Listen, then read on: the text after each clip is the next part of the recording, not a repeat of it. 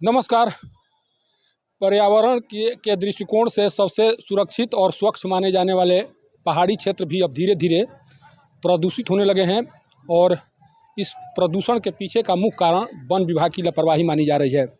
मैं अभी कैमूर पहाड़ी पर स्थित मांझर कुंड के पास खड़ा हूं और आज यहाँ पर बड़े पैमाने पर सैलानी पहुंचे हुए हैं इंजॉय करने के लिए।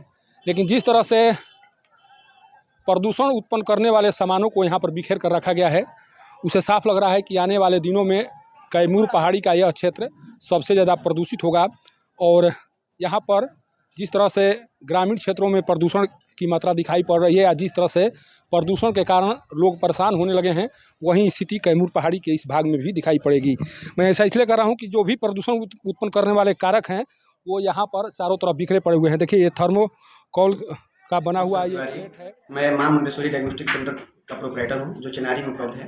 आप हमारा सेंटर चेनारी में मौलीपुर रोड में उपस्थित है।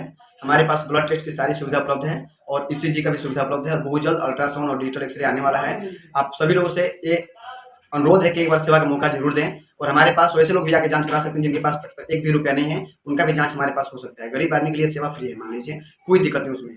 हमें सेंटर खोले हैं पैसा कमाने के उद्देश्य से नहीं, एक सेवा के उद्देश्य से सेंटर खोले हैं। प्लीज़ एक बार आप लोग हमको सेवा का मौका जरूर दें। प्लास्टिक से बनी हुई बोतलें यहाँ पड़ी हुई हैं, यहाँ पर प्लास्टिक के थैले पड़े हुए हैं और ये इस तरह का नज़ारा पूरे जो क्षेत्र है, जो मांझर कुंड का जो पूरा क्षेत्र है वहाँ पर दिखाई पड़ेगा। मैं आपको और इस तरह से यहाँ पर प्रदूषण की मात्रा को बढ़ाने की पूरी तैयारी तरह से की जा रही है और वन विभाग किस तरह से लापरवाही बरत रहा है उसको मैं कैमरे के माध्यम से दिखाने की कोशिश करूँ। देखिए, जहाँ भी जाएंगे आपको चारों तरफ जो प्रदूषण उत्पन्न करने वाले पदार्थ हैं वो नज़र आ रहे हैं और इस पर प्रतिबंध लगाने की कोशिश अभी तक वन विभाग के द्वारा होती हुई दिखाई नहीं पड़ रही है। सोचिए कि जो ताराचंडी धाम है वहाँ पर चेकनाका बनाया गया है वन विभाग के द्वारा।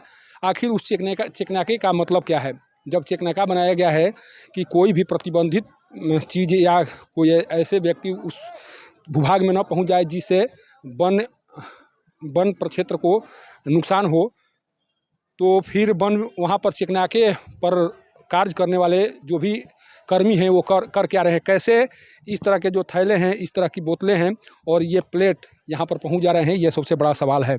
मैं सवाल इसलिए उठा रहा हूँ कि जब पर्यावरण को संरक्षित और सुरक्षित करने के लिए लगातार कोशिश की जा रही है, लगातार यह मुहिम चलाया जा रहा है कि जो सिंगल यूजेज प्लास्टिक है उसका उपयोग ना हो सके, इसके बाद में भी इस तरह का नज़ारा कैमूर पहाड़ी पर कैसे दिखाई पड़ रहा है।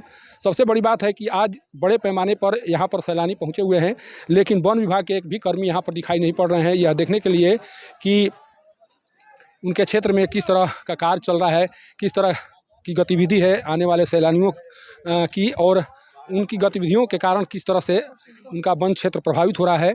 इस बात को भी जानने और समझने के लिए यहाँ पर कोई वन विभाग से जुड़े हुए न तो कोई वनकर्मी आया है, न तो कोई अधिकारी आया है और न ही वैसे व्यक्ति जिनके ऊपर इस पूरे क्षेत्र को संरक्षित रखने की जिम्मेदारी दी गई है। ये नज़ारा मैं आपको दिखा दूं कि इस तरह का नज़ारा, मैं उस एक भूभाग पर खड़ा हूं, लेकिन इस तरह का नज़ारा आपको पूरे मांझर कुंड का जो पूरा क्षेत्र है वहां पर दिखाई पड़ेगा। देखिए, आप नीचे का भी नज़ारा देखिए, नीचे का नज़ारा देखिए किस तरह से पूरा क्षेत्र जो है प्लास्टिक की बोतलें, थर्मोकोल से बना हुआ जो प्लेट है उससे और जो सिंगल यूजेज प्लास्टिक है उसे पटा हुआ है।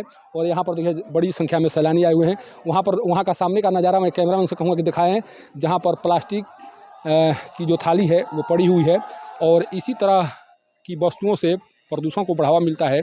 और आज का जो दृश्य बता रहा है उसे साफ लग रहा है कि जिस तरह से यहाँ पर प्लास्टिक की सामानें पहुँच रही हैं, उसके बाद आने वाले दिनों में ये पक्के तौर पर कहा जा सकता है कि रोहतास का सबसे प्रदूषित एरिया यही होगा।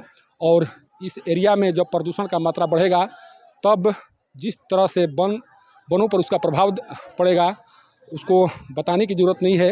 लेकिन इन खतरों से अभी भी वन विभाग के अधिकारी एक तरह से अनजान बने हुए हैं और उनके द्वारा इस पर रोक लगाने के लिए कोई अभी कार्रवाई होती हुई दिखाई नहीं पड़ रही है।